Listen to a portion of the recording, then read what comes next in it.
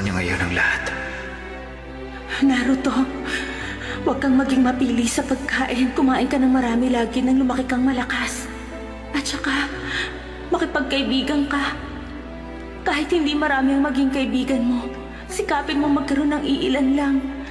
Pero mapagkakatiwalaan. Pagdating sa pagtitiwala, gusto kong tandaan mo na kailangan mo mag-ingat kay Master Jiraiya. Naruto, simula sa mga oras na to, marami kang haharaping paghihirap.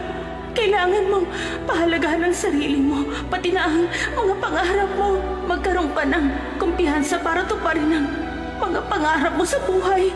Sa totoo lang, ang dami kong bagay na gustong ituro sa'yo. Ang dami. Napakarami kong gustong ituro sa'yo, anak. Gusto kitang makasama ng matagal. Mahal na mahal kita. Naruto, sinabi niya ng lahat. Lahat ng sinabi ng madaldal mong ina. Yun din ang piling ko sa'yo.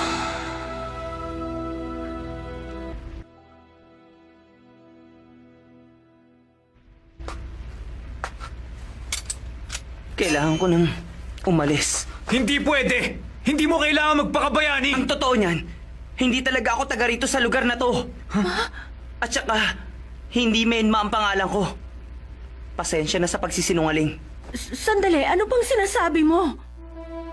Kung hindi niyo pa alam, ang tunay kong ama ay ang ika-4 na Hokage. At ang nanay ko naman ay ang Jinchuriki ng QB. Sabay silang namatay dahil sa pagprotekta sa mga tao. Sa bayan namin. At sa akin. Dun sa tunay na mundo. Sa mundo ko.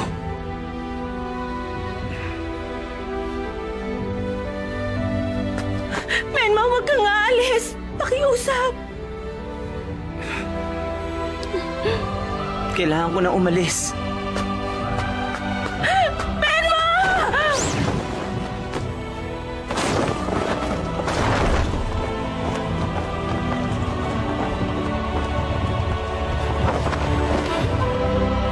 Kung tutuusin, anak talaga ako ng dalawang magigiting na bayani.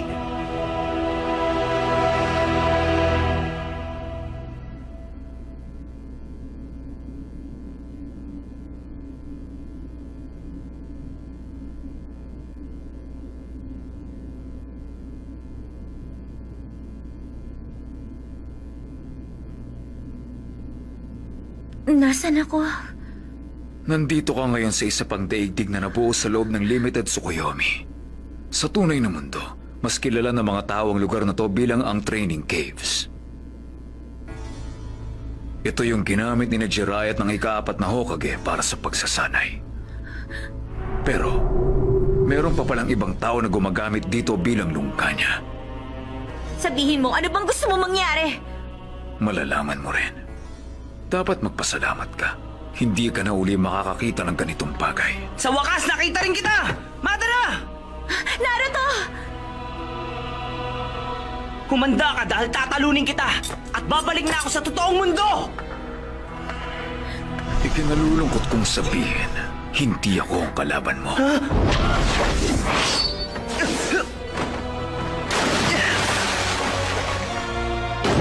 Ibigay mo sa akin ang aklat ng pulang buwan.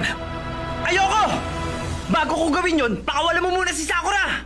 Kung ganon, tatapusin na lang kita at kukunin ko yon. Total, binabalak naman talaga kitang patayin eh. Dahil may nasasagap akong hindi magandang nagmumula sa'yo. Kaya hindi kita hayaang mabuhay. Ang pangit ng pakiramdam na yon. Ano? Ano tong hindi magandang nararamdaman ko? Ito na naman! Kainis! Ano ba ito nangyayari? Pag naiisip ko na buhay at umihinga ka, parang gusto kong masuka. Nakakasuka ang chakra mo! Parang may gumagalaw sa loob ng tiyan ko. Dahil doon, tapusin natin to sa tamang paraan. Nine Mask Awakening!